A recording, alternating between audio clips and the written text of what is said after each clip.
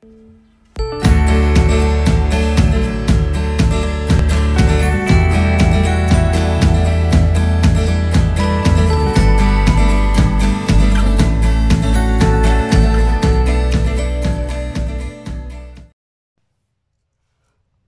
à tous, bonjour à toutes. Je vous souhaite la bienvenue sur la chaîne YouTube de Ronit et compagnie. Mon nom est Ronit Casséus et je vous souhaite la bienvenue dans la capsule d'intervention et de coaching.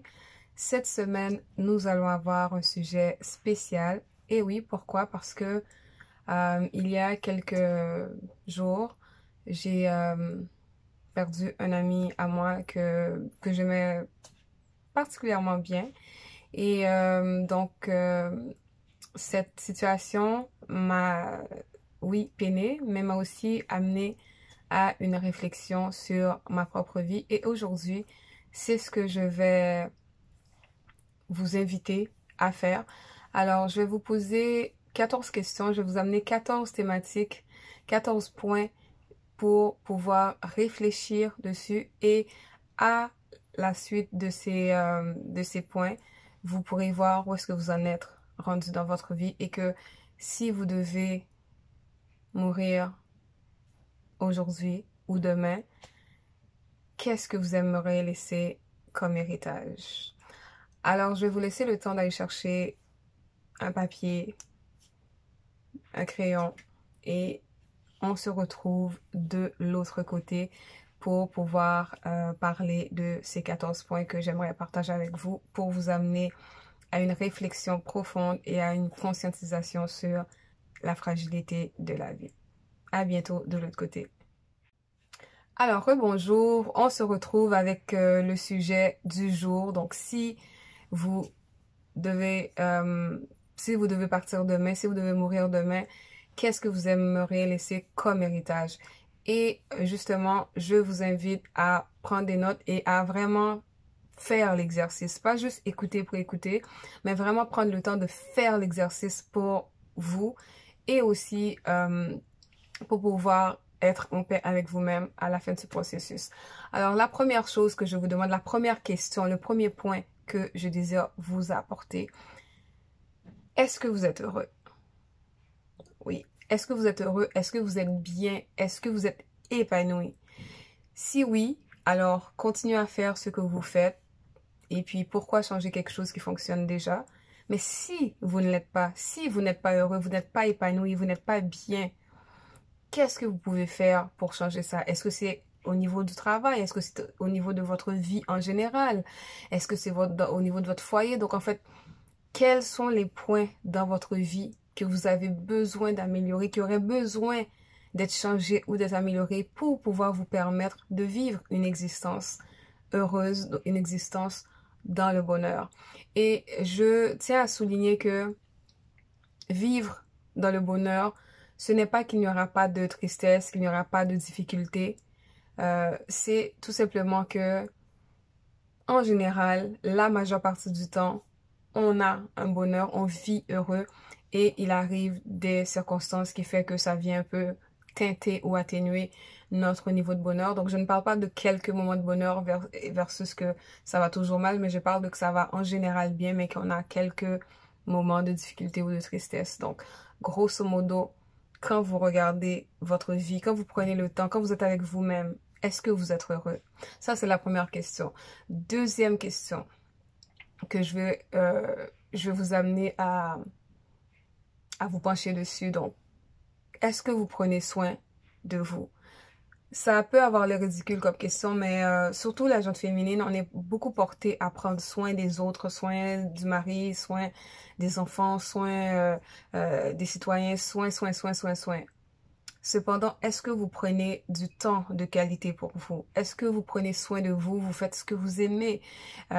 Vous payez des petits présents. Donc, quelles sont les activités? Quelles sont les choses que vous aimez? Quelles sont les activités, les loisirs? Ce qui vous fait rire? Qu'est-ce qui vous fait plaisir? Ce que vous aimez manger? Donc, si vous connaissez ces choses, est-ce que vous les faites régulièrement pour pouvoir vous accorder des moments de plaisir intense, et puis que vous dites oui, moi je le fais, ou bien sinon, non, moi je passe mon temps à m'occuper de tout le monde et après je suis fatiguée, je suis irritée, je n'ai pas le temps pour moi. Parce que vous savez que la première personne qu'il est hyper important de prendre soin, c'est de soi-même pour qu'on puisse après redonner aux autres. Troisième point, troisième question. Est-ce que vous vous bâtissez de bons souvenirs? C'est peut-être bizarre comme question parce que moi, sincèrement, il y a un temps dans ma vie où est-ce que moi, fabriquer des souvenirs, ça ne me disait absolument rien. Pourquoi? Parce que je me disais, bon, je vis et puis je fais ce que j'ai à faire. Jusqu'à ce que je rencontre une personne qui mettait l'accent sur se bâtir des souvenirs, construire des souvenirs. Et au début, quand il me disait ça, quand la personne me disait ça, je ne comprenais pas trop parce que j'étais comme, ok, c'est quoi l'idée? Pourquoi il insiste pour se bâtir, se construire des souvenirs? Et je dois vous avouer que lorsque on a des moments durs, lorsqu'on est en difficulté, lorsqu'on traverse une période difficile, les souvenirs que vous avez créés, les souvenirs que vous avez bâtis, ce sont ces souvenirs-là qui vont devenir un peu comme un ancrage pour vous permettre de passer à travers les moments difficiles, à travers cette épreuve que vous vivez. Donc, ces souvenirs, en fait, ce sont comme des injections qu'on se donne soi-même pour pouvoir retrouver le bonheur, retrouver le sourire. Par exemple, je ne sais pas si vous avez été en voyage ou si vous avez mangé un mets, quelque chose que vous aimez qui vous a laissé qui vous a laissé une super bonne impression ou qui vous a tout simplement donné une joie, une grande joie. Donc, lorsque vous allez moins bien aller, lorsque vous aurez certaines difficultés ou vivrez certaines tristesses, ben, vous allez aller chercher dans votre mémoire, dans votre intérieur, ce moment. Vous allez vous le remémorer et vous allez voir qu'automatiquement, le sourire revient. Il peut ne pas être permanent, le sourire, mais le fait d'aller chercher, d'aller dans sa mémoire interne, d'aller dans son ordinateur interne et d'aller faire search comme on recherche, après ça on trouve l'événement et on le fait jouer, automatiquement, il y a un effet positif, il y a un effet de joie sur nous et d'où l'importance de se fabriquer des bons souvenirs. Quand je parle de fabriquer des bons souvenirs, je ne parle pas que ça doit coûter 1 million de dollars. Vous savez que des fois, on peut avoir tellement de plaisir avec les choses simples de la vie versus qu'on peut se payer quelque chose de hyper cher et puis ça ne nous fait ni chaud ni froid en fait. Donc, quels sont les souvenirs que vous avez construits, que ce soit avec vos amis, que ce soit avec votre conjoint, avec votre famille, quels sont les souvenirs quand vous vous remémorez et une joie vient sur votre visage. Donc, si vous ne le faites pas encore, si vous n'avez pas encore mis l'accent sur ça, je vous encourage à partir d'aujourd'hui à mettre un petit peu plus d'accent sur le fait de je vais me construire, de se construire de bons souvenirs parce que lorsque personne sera là, lorsque vous allez être tout seul, ce sont ces souvenirs, ce sont ces vécus positifs qui vont vous aider à retrouver votre sourire, retrouver votre bien-être. Ensuite, quatrième point, quelle est la qualité de vos relations? Quand je parle de relations, je parle de relations globales. Quelle est la qualité de vos relations? Quelle est la qualité de vos relations avec votre famille, avec votre conjoint, avec vos enfants, si vous en avez, mais aussi avec la communauté. Vous savez que on ne peut pas plaire à tout le monde. On ne peut pas être aimé par tout le monde. Cependant, il y a quand même un bassin de gens que vous côtoyez ou que vous avez déjà côtoyé ou comment est la qualité de vos relations? Est-ce que vous êtes du genre de personne lorsque vous faites quelque chose et puis vous vous en foutez de comment est-ce que la personne vit ça? Ou bien est-ce que vous êtes une personne assez humble que lorsque vous blessez quelqu'un, lorsque vous savez que vous avez fait du mal à quelqu'un délibérément ou pas, mais lorsque vous êtes au courant que vous lui avez fait du mal, est-ce que vous êtes du genre de personne à pouvoir vous excuser, à demander pardon à la personne ou bien à tout simplement réparer ou bien vous êtes du genre orgueilleux et puis que oh, ben, peu importe qu'est-ce qu'il arrive, moi je m'en fous de telle personne, je m'en fous de ça ou je n'ai pas le temps. Est-ce que vous êtes le genre de personne trop occupée pour vous occuper des gens qui vous sont chers? Donc, quelle est la qualité de vos relations? Et quand je parle de qualité de relation, sachant que même Jésus ne plaisait pas à tout le monde, on a intérêt à se débarrasser de ces désirs de plaire à tout le monde, de faire comme tout le monde aimerait qu'on fasse, de dire ce que tout le monde aimerait qu'on dise, de penser comme tout le monde aimerait qu'on pense. Je veux vous rassurer là-dessus, à ce sujet. Vous êtes unique et vous allez prendre des décisions selon vous, selon vos valeurs. Quelles sont vos valeurs? Est-ce que, par exemple, vous vous laissez absorber par les valeurs des autres? Est-ce que vous avez des relations où est-ce que on ne vous respecte pas? On vous prend pour acquis? On vous méprise? On vous diminue? Est-ce que vous avez ce genre de relation? Quelle est la qualité de vos relations? Et moi, personnellement, j'encourage ou j'invite chaque personne à se poser cette question. Et puis oui, ça va faire bizarre à dire. Alors, il y a aussi des décisions à prendre par rapport aux relations. Donc, si quelque chose ne vous fait pas du bien, pourquoi le garder? Je ne dis pas de chaque fois que quelque chose ne nous fait pas bien qu'on doit le jeter, c'est pas ce que je dis. Cependant, il y a un temps aussi pour chaque chose. Donc, qu'est-ce que vous avez comme relation? Si demain, vous ne pouviez pas parler ou bien vous devez quitter cette terre, est-ce que les gens autour de vous sont au courant que vous les aimez? Je ne parle pas de la terre entière, mais il y a des gens que vous aimez, il y a des gens qui vous aiment, qui croient en vous, qui vous supportent, que pour eux, vous êtes important. Pour ces gens-là, vous êtes important. Donc, quelle est la qualité de vos relations avec ces gens? Quand est-ce la dernière fois que vous avez pris le temps de leur dire « Je tiens à vous, je tiens à toi, je t'aime, je suis heureuse, je suis bénie d'être en relation avec toi. » On vit dans une société qui est très souvent axée sur les apparences et ce sont malheureusement de fausses apparences. Je ne vous parle pas de fausses apparences, je vous parle d'authenticité. Vous êtes qui vous êtes avec vos valeurs, avec vos traits de caractère bien précis. Et l'objectif de votre vie, c'est vraiment d'être une meilleure version de vous-même et aussi d'être authentique à soi-même. Vous savez que l'authenticité en 2022, ce n'est pas un trait de caractère qu'on apprécie parce que bon, ça dérange et tout. Cependant, si vous prostituez en plaisant aux autres, en faisant des choses que vous n'avez pas du tout envie de faire, qui n'est pas selon vos valeurs, qui n'est pas selon votre être intrinsèque, alors vous allez être constamment malheureux. Donc les relations que vous avez, est-ce des relations authentiques, des relations sincères, des relations réelles, ou bien ce sont des relations de façade? Je vous invite à vous poser la question et prenez le temps. Faites-vous une liste de personnes et lesquelles que vous côtoyez régulièrement ou un peu moins régulièrement et posez-vous la question, quel type de relation que j'entretiens avec cette personne? Est-ce que ça me plaît? Est-ce que j'aime ça? Est-ce que je suis bien dedans? Et est-ce que je veux rester dans cette relation? Et puis, les gens que vous allez choisir de continuer le chemin avec eux, mais n'ayez pas peur non plus de leur dire que vous les aimez, vous tenez à eux. N'attendez pas que c'est quand qu'une panique va arriver et puis là tout d'un coup on va s'acharner. Non, faites-le pendant que c'est encore le temps, faites-le pendant que c'est encore possible. Dites aux gens ce que vous aimez réellement et sincèrement bien sûr. Dites-leur combien vous les aimez. Ensuite, on a prochain point. Est-ce que vous êtes en paix avec vous-même? Êtes-vous en paix avec vos proches? Êtes-vous en paix avec votre entourage? Vous savez que, comme je vous disais un peu plus tôt, il était possible de plaire à la terre entière. Il était possible de plaire à tout le monde parce que votre venue sur cette terre, c'est pour une portion de personnes précisément. Donc, ce qui veut dire que peu importe qu'est-ce que vous allez faire toute votre vie, il y a une portion que vous allez constamment déranger et c'est correct. Cependant, lorsque vous vous couchez le soir, vous levez les matins, est-ce que vous êtes en paix avec vous-même? Est-ce que vous êtes en paix avec votre famille?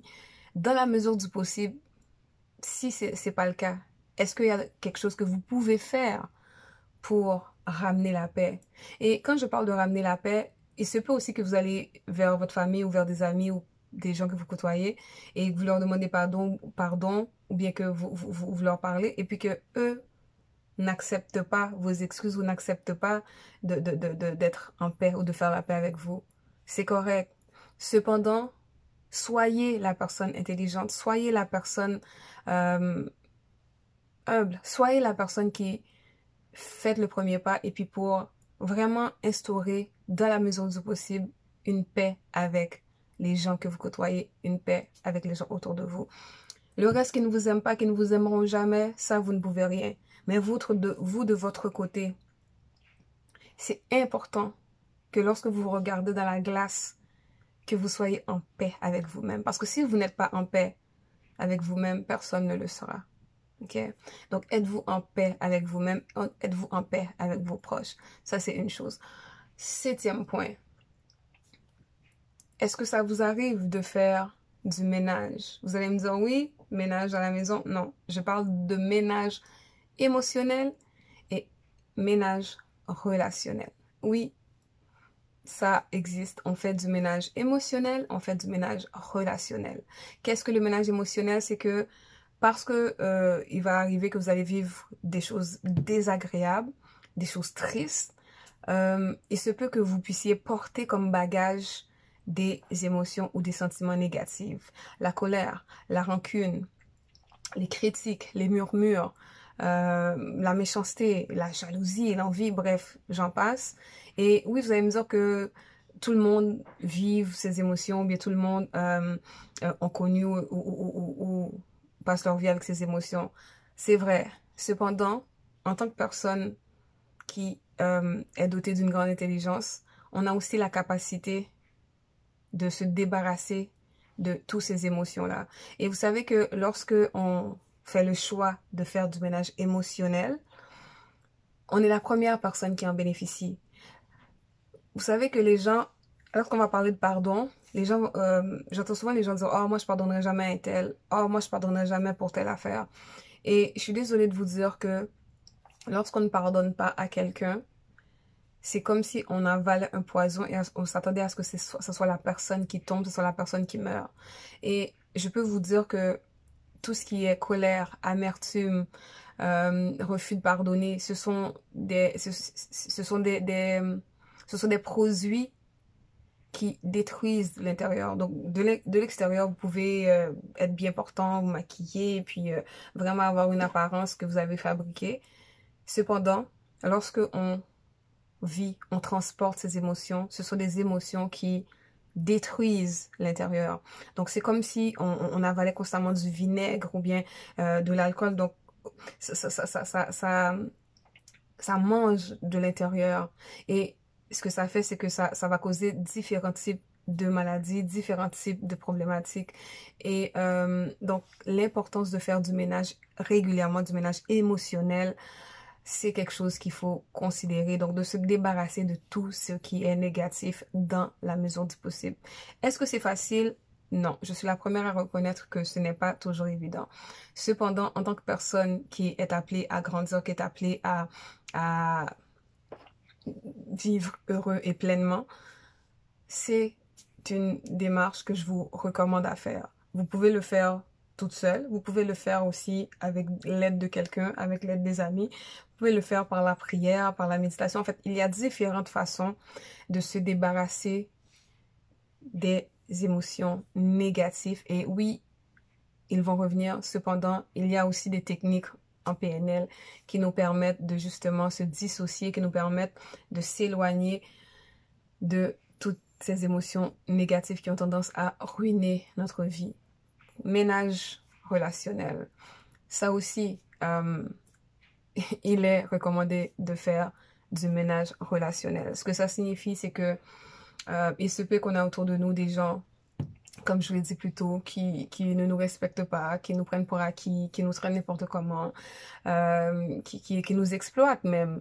Donc, il se peut que vous vous faites exploiter en ce moment, vous qui écoutez cette vidéo, vous êtes déjà fait exploiter, vous allez vous faire exploiter. Donc, ce sont des choses qui arrivent. Ou est-ce que vous êtes dans une relation et puis que tout autant que vous êtes au service de ces gens-là, ils vous considèrent. Mais lorsque vous décidez de ne plus être à leur service, ben là, vous devenez leur pire ennemi. Donc, il se peut aussi que il y a toutes sortes de situations qui fait que il peut être nécessaire de faire du ménage relationnel. Donc, ce qui me nuit, ce qui me fait pas du bien, ce qui ne m'aide pas à grandir, ce qui ne m'édifie pas. Alors, oui, on peut faire le choix de laisser aller ces relations.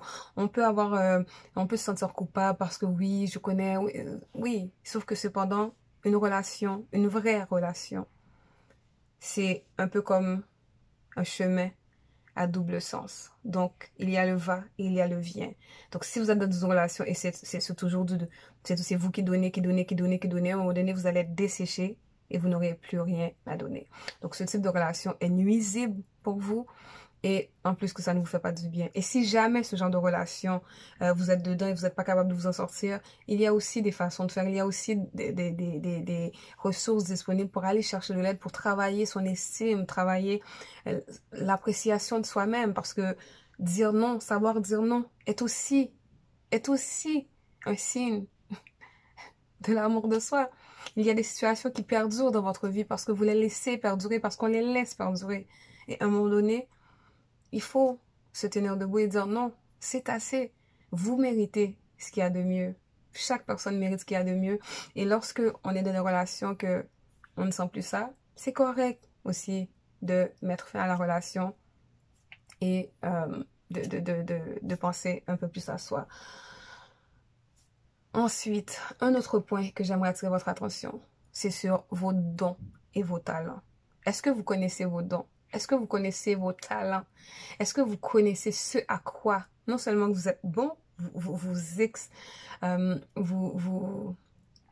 seulement que vous êtes bon, mais vous excellez et vous faites ça de façon tellement naturelle. Donc, dans quoi est-ce que vous êtes bon? Quels sont vos dons? Quels sont vos talents?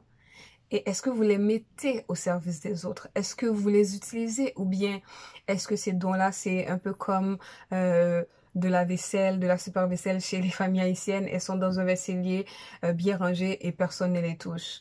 Vous voyez que si vous avez des dons et des talents, c'est pour être c'est pour être mis au bien de la communauté, au bien de la population. Et c'est aussi pour vous aider, vous, à être épanoui parce que vous ne les avez pas pour rien. Et vos dons et vos talents, vous êtes les seuls qui les possèdent, ok? C'est pas compliqué. Donc, si vous savez que vous êtes là, vous avez des choses que vous savez faire et que vous ne le faites pas, donc lorsque votre temps va arriver de quitter cette planète, vous risquez d'être non seulement déçu, maussade, mais vous risquez de partir avec un sentiment d'insatisfaction parce que vous n'avez pas vécu pleinement ce que vous étiez appelé à vivre. Ok? Donc, qu'est-ce que vous faites de vos dons, de vos talents? Connaissez-vous votre mission de vie? Savez-vous pourquoi vous êtes sur cette terre? Pour quel type de personne? Pour quel service? Pour faire quoi exactement? Donc, ce sont des choses que je vous invite, si vous n'avez pas les réponses, prenez le temps d'aller chercher ces réponses. Parce que c'est vraiment lorsqu'un homme fait ce don, pourquoi il est fait, c'est seulement là qu'il atteint son plein potentiel et aussi qu'il connaisse, qu'il expérimente le plein bonheur. Donc, autrement, si vous avez des dons et puis vous les laissez tout cela, vous attendez un jour que, ah oui, un jour, ben, c'est plate, mais vous savez que les cimetières sont remplis de gens qui avaient des superbes idées, qui avaient des projets, et qui n'ont jamais osé. Donc, si vous êtes encore sur cette terre en 2022, ce n'est pas parce que vous êtes plus gentil, plus beau, plus fin que les autres. C'est simplement parce que vous avez encore de quoi faire. Vous aviez encore des choses à régler et on vous laisse ce temps-là. Alors, je vous invite vraiment à prendre le temps d'aller chercher, à connaître vos dons, vos talents et à les développer. Prochain point. Est-ce que vous avez des assurances? Est-ce que des assurances vie, c'est obligatoire? On peut en discuter longtemps. Certains vont vous dire oui, certains vont vous dire non. Moi, je ne suis pas là pour vous dire d'avoir des assurances ou de ne pas en avoir. Cependant, si demain vous devez quitter cette terre, est-ce que vos finances sont prêtes?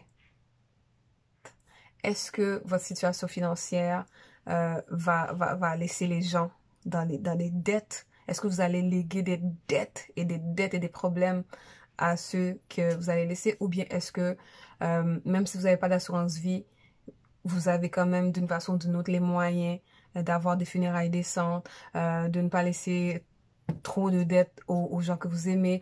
En fait, qui va écoper de ce que vous allez laisser, positivement ou négativement? Donc, si vous n'avez pas d'assurance vie, alors il faudrait peut-être voir dans comment remédier à ça ou comment pallier à ça.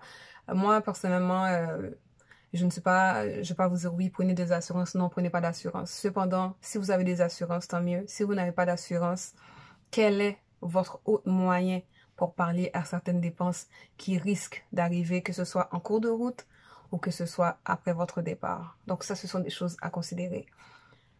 Au niveau des documents légaux, vous savez que lorsqu'on vit, on a peut-être tendance à prendre la vie, à prendre les choses pour acquis, et puis qu'on est là où on est éternel.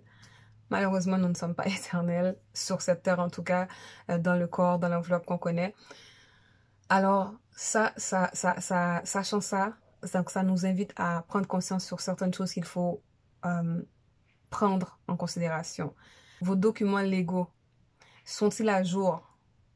Sont-ils en ordre? Sont-ils à portée que si demain il vous arrivait quelque chose, votre conjoint, vos enfants sauraient où aller, ou bien est-ce que c'est la pagaille totale, on n'a aucune idée où sont tel document, c'est tout enfoui, c'est enfouillé quelque part et puis on ne sait pas, ou bien est-ce que chez vous, dans votre foyer, il y a un endroit, il y a, je sais pas moi, une mallette ou quelque chose qui fait que, ok, on sait que en cas de problématique, nos documents sont là, là, là, là, là, donc on va aller dans ça. Il se peut que, il n'y a pas que la mort, il se peut que il arrive quelque chose, un accident, et puis vous êtes incapable de parler, vous êtes dans le coma. Bref, c'est pas ce que je souhaite, mais ça fait partie de la vie. Donc, on s'entend que si on est franc avec soi-même, ce sont des choses qu'on va considérer. Donc, vos documents légaux, est-ce qu'ils sont à jour? Est-ce qu'ils sont en ordre? Par exemple, je connais des gens que leur carte maladie n'est jamais à jour. C'est quelque chose que moi, je ne peux pas me permettre personnellement de faire, de ne pas laisser ma carte maladie à jour parce que, bon, pour différentes raisons. Mais je connais des gens où est-ce que leur carte maladie n'est pas à jour, tel document n'est pas à jour, et puis c'est un peu le fouillis. Mettez vos documents légaux à jour. Ensuite, quel est l'état de vos finances? Je ne parle pas d'être riche, je ne parle pas d'avoir la super grosse maison et la super grosse auto. Je parle de l'état de vos finances. Quel est votre niveau de dette?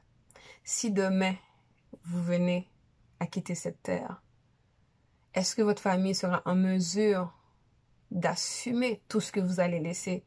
Est-ce que c'est eux qui vont écoper de tout ce que vous avez eu comme excès ou comme dépenses ou comme responsabilité? Si oui, qu'est-ce qui va en être fait? Est-ce que oui, il y a assez d'argent pour assumer? Est-ce que ça va être des consolidations? Bref, au niveau financier, là.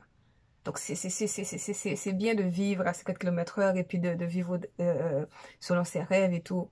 Cependant, surtout lorsqu'on est dans un foyer ou dans un couple, c'est important de considérer l'autre personne. Si nous, demain, on part, ce n'est pas de laisser la personne super endettée et puis avec plein de problèmes. Donc, qu'est-ce qui est fait? Des fois, c'est peut-être de vivre plus petit de réduire certaines choses, certaines dépenses. Bref, ça, c'est des choses qui vous concernent. Cependant, j'attire votre attention sur ce point. Quel est l'état de vos finances et si demain vous devez disparaître, comment sera votre famille au niveau financier et au niveau des responsabilités? 13e point, est-ce que vous avez un testament? Est-ce que vous avez un testament ou bien tout document écrit ou vidéo qui laisse vos dernières volontés? Qu'est-ce que vous aimeriez à votre départ? Qu'est-ce que vous aimeriez dire? Qu'est-ce que vous aimeriez laisser? Comment vous aimeriez que ça se passe? Donc, tout simplement, même si ce n'est pas quelque chose qui va devenir public ou forcément, mais les gens de chez vous, si demain il devait vous arriver quelque chose, est-ce qu'ils savent qu'est-ce que vous aimeriez, comment vous aimeriez que ça soit fait? D'autres gens veulent que ça soit quelque chose leur funérailles soit quelque chose de très grandiose. D'autres gens vont vous dire, ben, moi, je vais être incinéré. D'autres gens vont vous dire, bref, ça, c'est votre choix. Et ça concerne aussi les gens que vous allez laisser. Donc, c'est important d'éclaircir ce genre de choses. Et je sais que on a peur de parler de ce genre de choses. On évite d'en parler parce que c'est comme si en parler nous laissait présager ou ça nous donnait l'impression que, oh, ben, on prépare sa mort. Et est-ce que c'est mauvais de préparer ces choses? Donc, vous savez qu'il y a une expression créole qui dit, eh ben, les dominer un jour pour ranger carbone. Donc, ce n'est pas quand il y a un malheur qu'il faut remédier à certaines choses.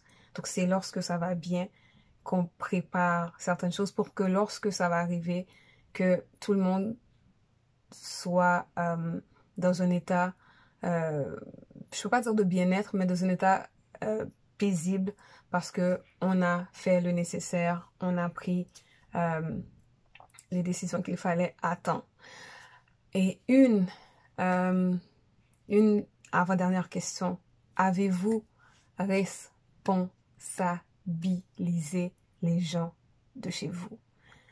Pourquoi est-ce que je pose cette question? Parce que souvent, nous, dans la communauté, lorsqu'on a des enfants, on a cette particularité d'infantiliser nos enfants. Donc, surtout les garçons, wow, c'est des garçons, ils vont pas faire ci, ils vont pas faire ça.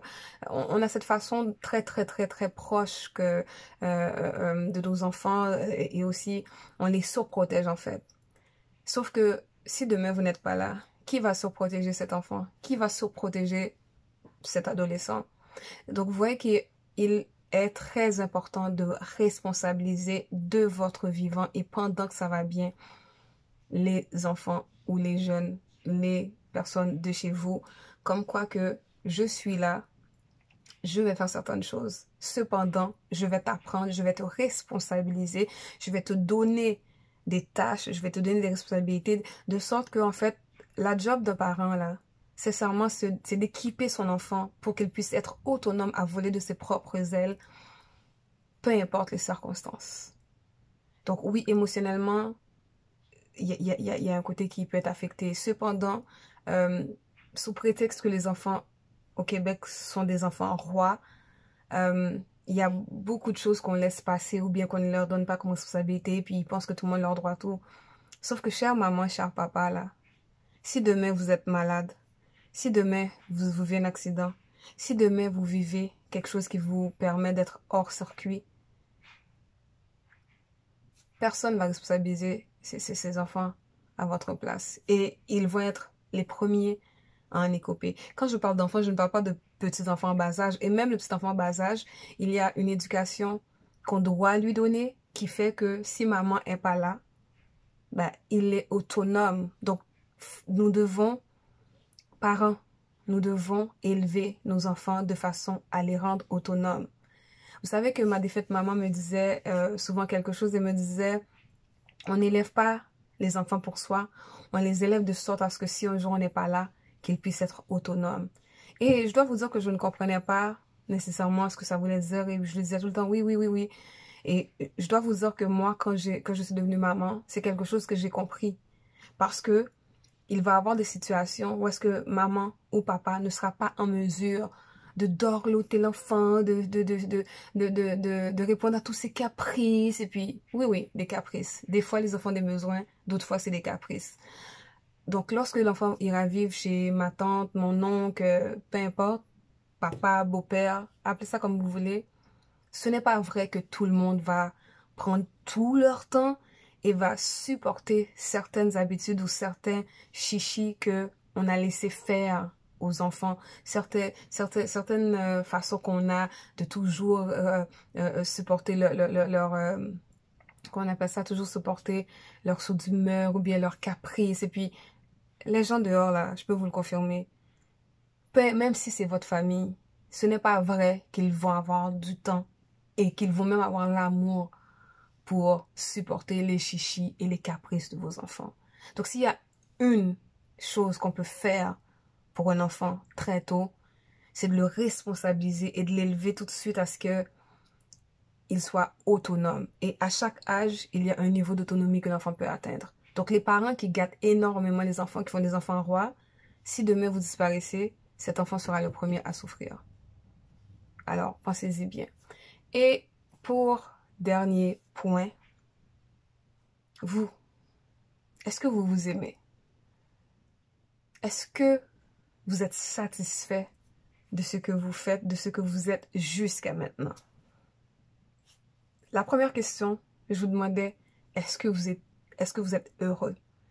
La dernière question, je vous demande, est-ce que vous vous aimez? Lorsque vous regardez votre vie, lorsque vous regardez vos actions, qu'est-ce que vous avez fait jusqu'à maintenant, je ne parle pas d'actions pour faire voir, mais votre essence.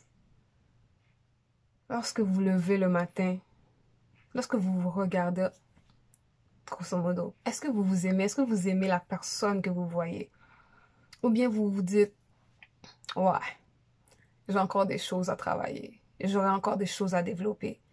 Et je parle pas d'aimer au niveau matériel. Je parle de s'aimer, aimer la personne qui en est. Et si jamais que tu n'aimes pas la personne que tu vois, tu n'aimes pas la personne que tu es, eh bien laisse-moi te dire qu'il est encore temps de changer, de travailler sur soi. Et justement, chez Ronnie et compagnie, c'est une chose sur laquelle on met l'accent, à aider les gens à devenir la meilleure version d'elle-même. Et je ne parle pas de devenir la meilleure version globale, parce que ce n'est pas de compétitionner avec les autres, de se comparer. Je ne parle pas de compétition, de comparaison. Je parle de la meilleure version de soi-même. Donc, Ronnie, il y a 5 ans, et Ronnie d'aujourd'hui n'est pas du tout la même personne. Et Ronnie dans 1 an ne sera du tout pas la même personne. Parce que lorsqu'on se rend compte qu'il y a des choses à travailler chez soi, il y a des choses qui détruisent nos relations, il y a des façons d'être, des caractères, des traits de caractère. Ah ben, il faut accepter de l'échanger, les amis. Il faut accepter de travailler sur soi. Vous savez que quand on dit, ah ben moi c'est comme ça que je suis, on doit m'accepter. Moi aussi je disais ça. Pour me rendre compte que non, c'est parce que tu n'as encore rien à perdre. Parce que lorsque tu commences à avoir de quoi que tu ne voudras pas perdre, tu vas devoir faire attention à comment tu traites les gens. Et il y a des choses que je ne dis pas que c'est de devenir ce que les gens veulent que tu deviennes parce que ça les regarde. Mais toi, dans ton authenticité, est-ce que c'est bien avec toi-même? Si oui, super, félicitations, continue. Mais sinon, qu'est-ce que tu peux faire pour changer les choses? Travailler sur toi-même. Travailler sur ta personne. Travailler sur tes faiblesses. Travailler sur tes mauvais traits de caractère. Ce que tu as de bon, exploite-le. Mets-le en avant. Ce que tu as de moins bon, travaille dessus. Alors, voilà. C'est tout ce que j'avais envie de vous dire aujourd'hui. Et puis, vous savez, les gens qui nous quittent, ils nous quittent pour une raison, pour des raisons précises que peut-être que jamais on va comprendre. Cependant, leur départ doivent nous amener 2 choses. Une prise de conscience et l'opportunité de changer ce qui peut être encore changé. Parce que eux ne sont plus là. Mais nous, si on est encore là, c'est comme si on nous donnait inconsciemment ou indirectement une 2e chance. Alors profitez de cette 2e chance et faites-en le maximum. Impactez votre monde, impactez votre entourage, impactez votre quartier, impactez votre famille. Soyez pleinement heureux, seul ou avec les autres personnes. Voilà, j'espère que ces questions va vous aider à vraiment réfléchir et prendre conscience.